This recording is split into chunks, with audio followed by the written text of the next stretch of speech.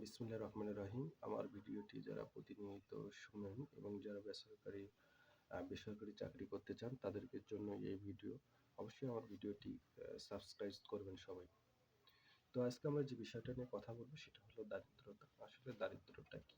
আমরা শুধু বলি দারিদ্র, দারিদ্র, দারিদ্র। আসলে দারিদ্রটা কি? এটা আমাদের অবশ্যই বুঝতে হবে। যারা ডেভেলপমেন্ট সেক্টরে কাজ করতে চান তাদেরকে অবশ্যই বলতে হবে। তাহলে দারিদ্রতা কি? যখন মৌলিক চাহিদা, আমরা জানি মৌলিক চাহিদাগুলো কি কি। এখানে অন্ন, বস্ত্র, বাসস্থান, শিক্ষা, চিকিৎসা ইত্যাদি পূরণে যারা ব্যর্থ হবে তারাই হলো দারিদ্র। তাহলে যারা পাঁচটা এই বিষয়ের উপরে ব্যর্থ হবে তাদেরকে আমরা দারিদ্রতা বলি।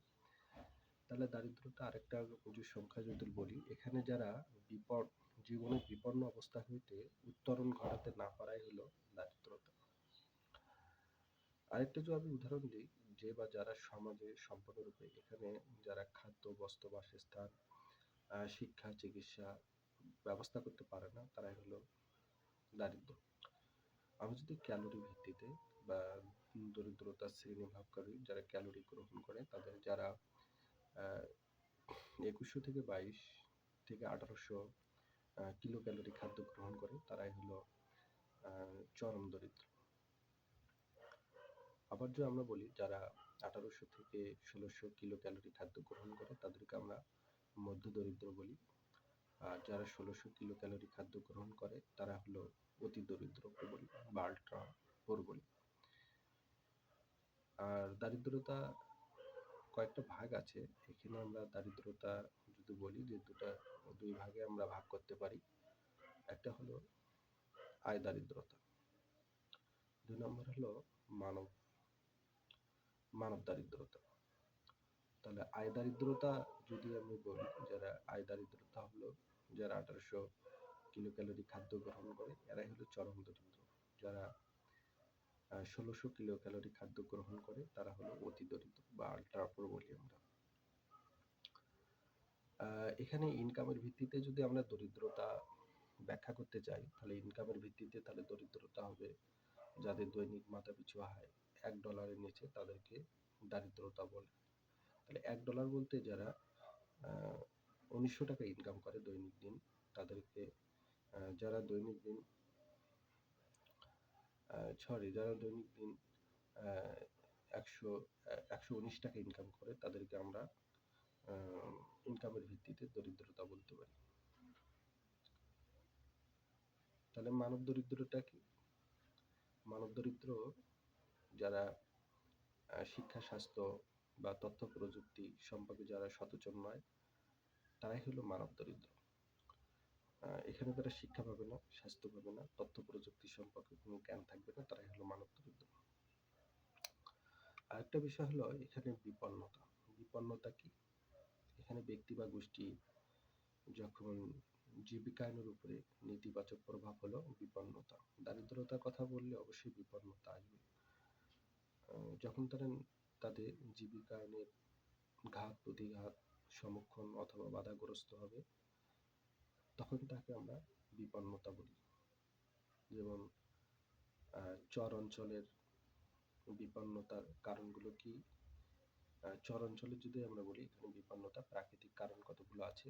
চর অঞ্চলে দেখবো আমরা এখানে প্রতি বছরে নদী ভাঙ্গন হয়, প্রতি বছরে বন্যা হয়, খরা, অনেক সময় খরাটাও আমরা খরা, অনাবৃষ্টি, অতিবৃষ্টি এগুলোকে আমরা বিপন্নতা বলতে পারি। শৈত্যপ্রবাহটাকে বিপন্ন বলতে পারি। এখানে ঘূর্ণিঝড়ও আমরা বা টর্নেডোকে আমরা বিপন্ন বলতে পারি। তাহলে কৃত্রিম কারণগুলো কি কি? এখানে দরিদ্রতার আরেকটা কারণ আছে কৃত্রিম কারণ, চর দখল করা বা ভূমিদস্যু যারা আছে এখানে কারণে এখানে পেশি শক্তির অপব্যবহার করা, এক জায়গা থেকে আরেক জায়গায় দরিদ্র মানুষকে উচ্ছেদ করা, নিরাপত্তার অভাব আছে এবং দানব ব্যবসায়ী যারা সুদের ব্যবসা করে তাদেরকে অভাব রয়েছে। রাজনৈতিক বা প্রশাসন কারণগুলোকে আমরা বিপন্নতা বলতে পারি। এখানে রাজনৈতিক ক্ষমতার অপব্যবহার করার কারণে অনেক সময় দেশের মানুষের সমস্যা হয়ে থাকে। চরবাসী বা অধিক প্রতিষ্ঠান বা উন্নয়নের প্রতিশ্রুতির অভাবের কারণে হয়ে থাকে। ভূমি আইন প্রয়োগের অস্বচ্ছতাও এখানে হইতে পারে। রাজনীতিবিদ বা স্থানীয় প্রশাসনকে অসহযোগিতা করার কারণে এখানে হতে পারে ত্রাণ বা ভূমি বন্টনে পক্ষপাতিত্ব হবে, সেবাদানকারী সংস্থান বা সেবাদানকারী অনীহা প্রকাশ করলে এখানে রাজনৈতিক বা প্রশাসন কারণগুলো এখানে হতে পারে। শিক্ষাগত কারণ যদি আমি বলি, যেমন দারিদ্রতার কারণ আছে শিক্ষাগত কারণ, এখানে নিরক্ষরতা, যা নিরক্ষরতা পরিবার বা উচ্চশিক্ষায় শিক্ষিত লাভ করে না সে পরিবার দরিদ্রতার দিকে এগিয়ে যায় এবং সচেতনতার অভাব আছে। এখানে আমরা যেটা স্বাস্থ্যবিধি আছে সেই সচেতনতা না করার কারণে এখানে দারিদ্রতা আসতে পারে এবং জনসংগঠনের অভাবের কারণেই দারিদ্রতা আসতে পারে। দারিদ্রতার কারণগুলো আমরা যদি বলি, অধিক জনগোষ্ঠীর কারণে, বাংলাদেশে জনসংখ্যা অধিক কারণে এখানে দারিদ্রতার হারটা অনেক বেশি।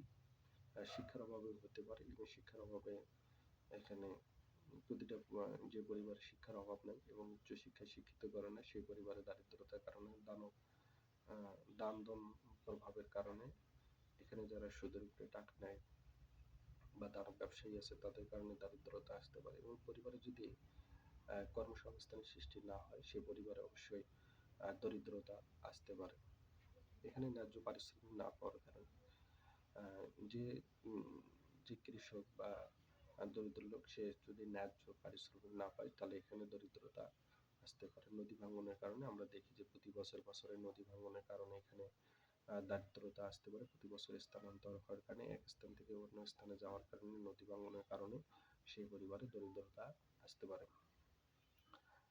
আরেকটা বিশেষ কারণ হলো এখানে অধিক সন্তান জন্ম দেওয়ার কারণে এখানে দারিদ্রতা আসতে পারে। বিশেষ করে বাল্যবিবাহ, যৌতুক, স্ত্রীকে ছেড়ে যাওয়ার কারণেও দারিদ্রতা আসতে পারে। তাহলে ভূমিহীনতার কারণগুলো কি? ভূমিহীনতার যদি আমি কারণ বলি, এখানে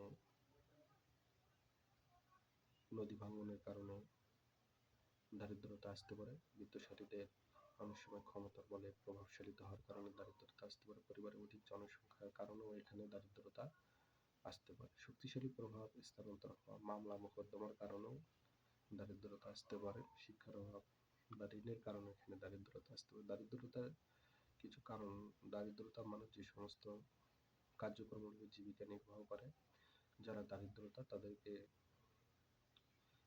জীবিকা নির্বাহ করে। এখানে দিনমজুর আছে, ক্ষুদ্র ব্যবসায়ী যারা করে, আদিরাবাদ করে বিশেষ করে, এবং গরু ছাগল পালন করে,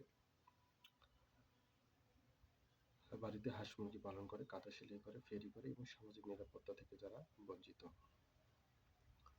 তাহলে দিনমজুর করে যারা দিন আনে দিন খায়, ক্ষুদ্র ব্যবসায়ী করে, এখানে তাদেরকে আমরা দারিদ্রতা বলতে পারি। যারা আদিরাবাদ করে তাদেরকে আমরা দারিদ্রতা বলতে পারি। কারণ যারা বাড়িতে আয় বৃদ্ধিমূলক কাঁথা সেলাই করে তাদেরকেও দারিদ্রতা বলতে পারি। সেলাইয়ের কাজ করে, সামাজিক নিরাপত্তা থেকে যারা বঞ্চিত তাদেরকে দারিদ্রতা বলতে পারি।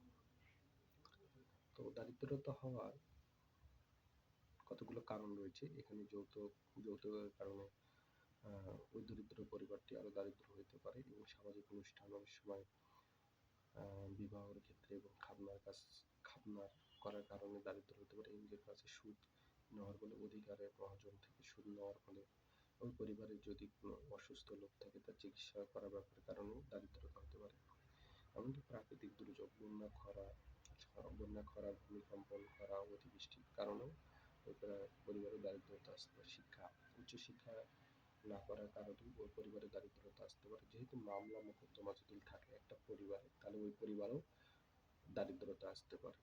এখানে বিশেষ করে নারী নির্যাতন যদি থাকে মেয়ের বিবাহের ক্ষেত্রে, তাহলে দরিদ্র মানুষের উপার্জনরত যে সমস্ত কারণ খরচ হয়ে যায়, দরিদ্র মানুষের যেটুকু আয় করে এবং সঞ্চয় করে সেটা খরচ হয়ে যায়।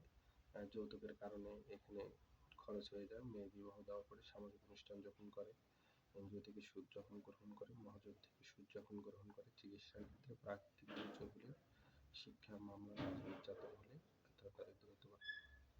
তাহলে আমরা দেখলাম যে দরিদ্র জনগোষ্ঠী যেভাবে ইনকাম করুক না কেন তার বিভিন্ন কারণে খরচ হয়ে যায়, এটা আমরা জানি। তাহলে শেষে আমরা আজকে বুঝলাম যে এনজিওর ক্লাসে আমরা দরিদ্রতা কি, দরিদ্রতার কারণ কি, কিভাবে দরিদ্রতা, একটা পরিবার কিভাবে দরিদ্রতা হয়। তো ধন্যবাদ সবাই, আমার চ্যানেলটা সাবস্ক্রাইব করুন। ধন্যবাদ সবাই।